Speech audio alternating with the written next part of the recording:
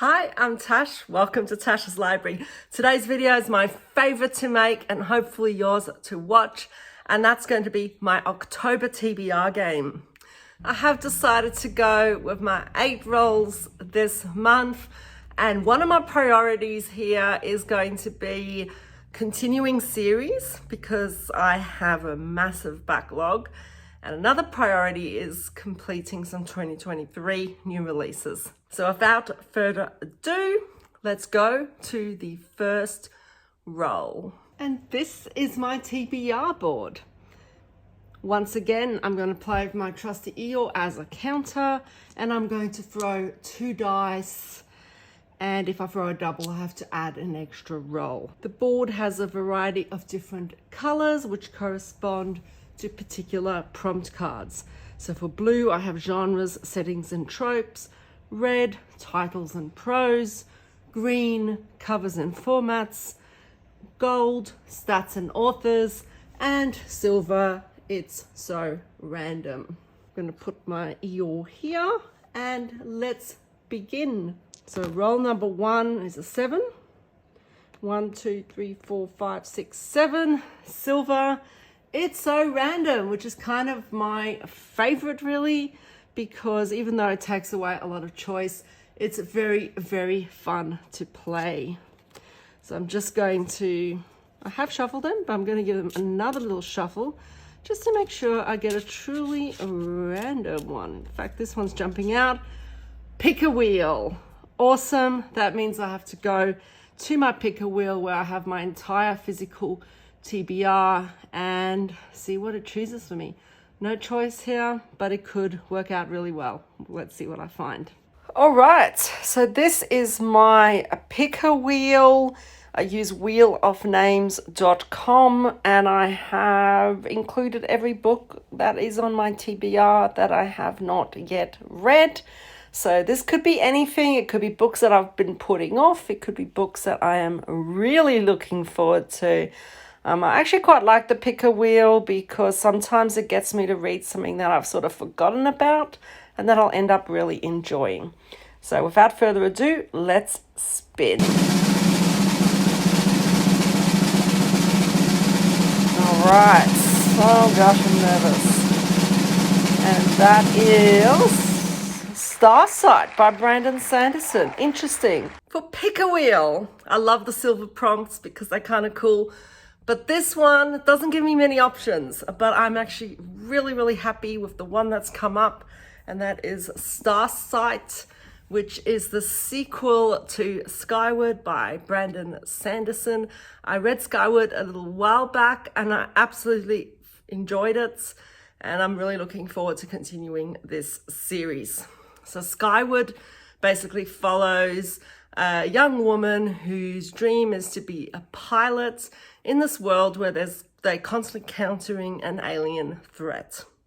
However, she's going to be facing a challenge in becoming a pilot because her father, who was a pilot before her, gained a reputation for cowardice, and everyone believes that this is going to be hereditary, and therefore they're not really willing to give her a chance. This book had some really great characters. The plot was really riveting, and I'm really looking forward to seeing what happens next. Roll number 2 is a 5.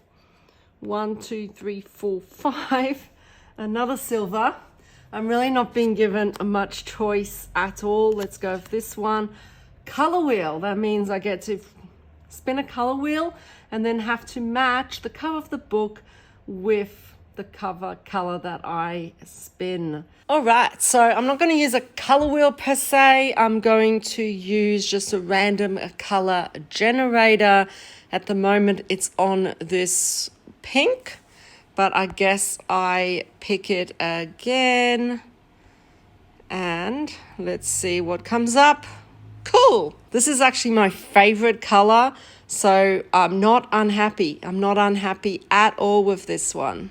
Color wheel, a fun one, really fun. I'm getting a lot of silvers, right?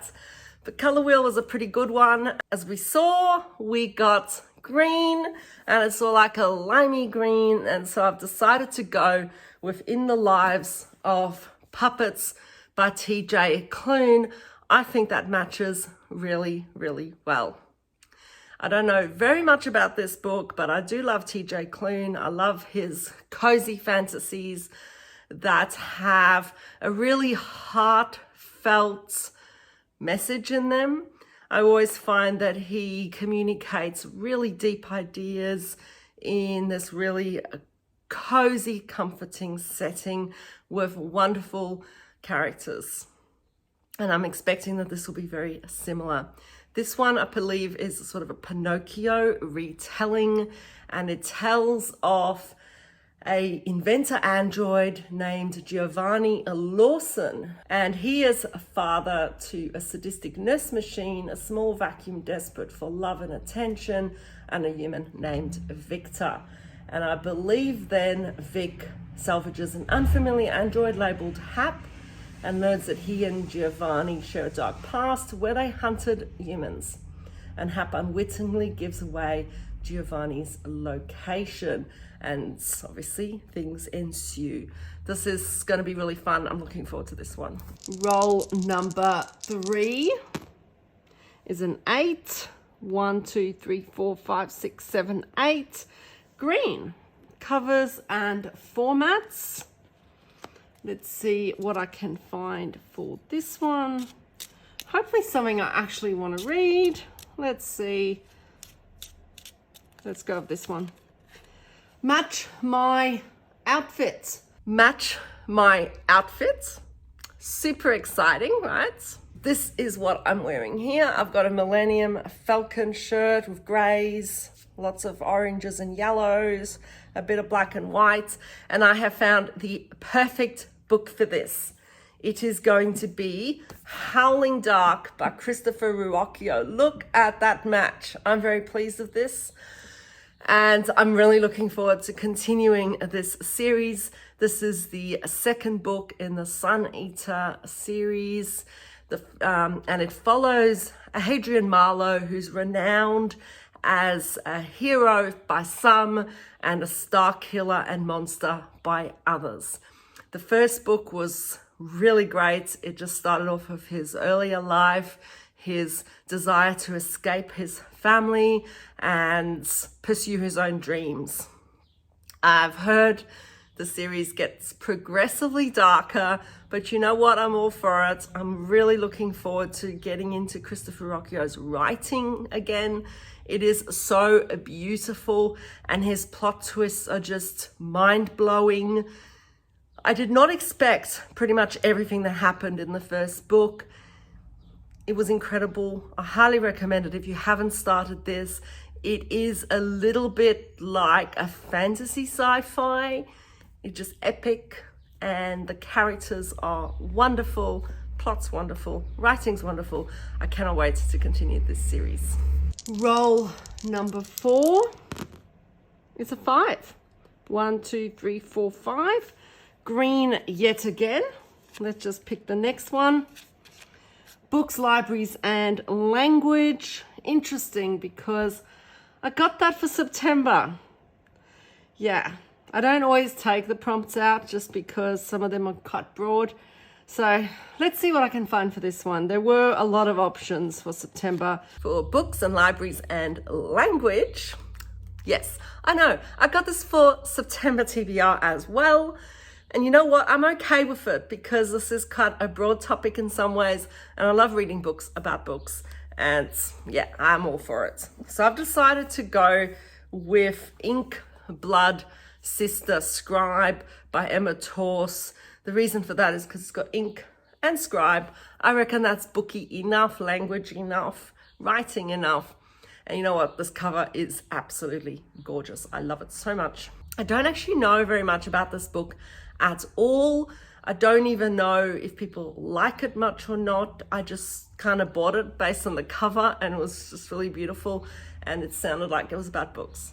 So I shall read you the synopsis because otherwise I can't tell you anything about it. So Joanna lives alone in the woods of Vermont, the sole protector of a collection of rare books, books that will allow someone to walk through walls or turn water into wine, books of magic. That sounds brilliant already. It's already sold me. Her estranged older sister Esther moves between countries and jobs, constantly changing, never staying anywhere longer than a year, desperate to avoid the deadly magic that killed her mother. Currently working on a research base in Antarctica, she has found love and perhaps a sort of happiness. But when she finds spots of blood on the mirrors in the research base, she knows someone is coming for her and that Joanna and her collection are in danger. This sounds incredible. I am really hoping I like it. Roll number 5 is a 9. 1, 2, 3, 4, 5, 6, 7, 8, 9. Silver again. I don't think I've ever had a game that did this many silvers. Very interesting. Almost a bit nervous, but anyway, let's see what this one is. Great first line. Great first line. This is a bit subjective, but you know what? I'm going to go for series continuation again this time. I'm going for the second book in the Before the Coffee Gets Cold series. This is Tales from the Cafe by Kawaguchi. I absolutely adored the first one. It just so beautiful. And look at this cover. I love the covers. It's just so gorgeous. It's a really skinny thing too. So I should be able to fit this on quite easily onto my TBR. So hidden down a side street in Tokyo, Cafe Funakuli boasts many things: good coffee, good conversation, a friendly cast of regulars. But the cafe also offers its customers a unique experience, the chance to travel in time. There are rules you must stick to. You have to sit in the right seat, accept the coffee poured for you, and finally, most importantly, you must return to the present before the coffee gets cold. I'm really looking forward to getting on with this one. The first one had 4 different vignettes, different people who decide to travel back in time, and you kind of get to know their backstory and the reason why they want to do so, and then follow through how it goes. And I'm assuming that this is going to be the same, that you're going to have some more vignettes, some more characters that you get to know. It's beautiful, it's heartwarming, touching. I'm going to enjoy this, I hope. Roll number 6. Double, right? 6. 1, 2, 3, 4, 5, 6. Red. Let's mix it up, huh? All right.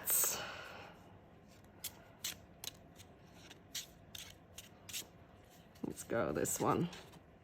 Okay, so no the, a, an, off, or and in the title. Right, no the, a, an, off, or and in the title. So this sounds challenging, but actually there was heaps of books I could have chosen for this, but I'm going to continue with my trend of trying to either read 2023 releases or continuation of a series.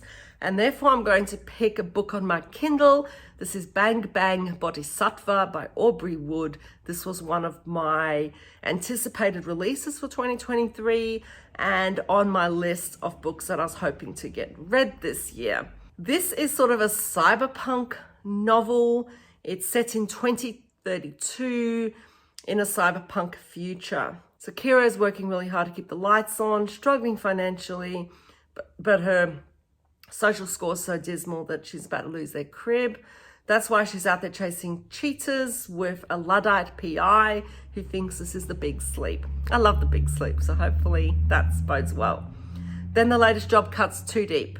Hired to locate whoever's ex-best friend, who's also Kira's pro bono attorney, they find him murdered instead. And their only lead is a stick of incense dropped at the scene. Next thing, her new crush turns up missing, and there's also a stink of sandalwood. So 2 crimes, 2 sticks of incense, and she is framed for both.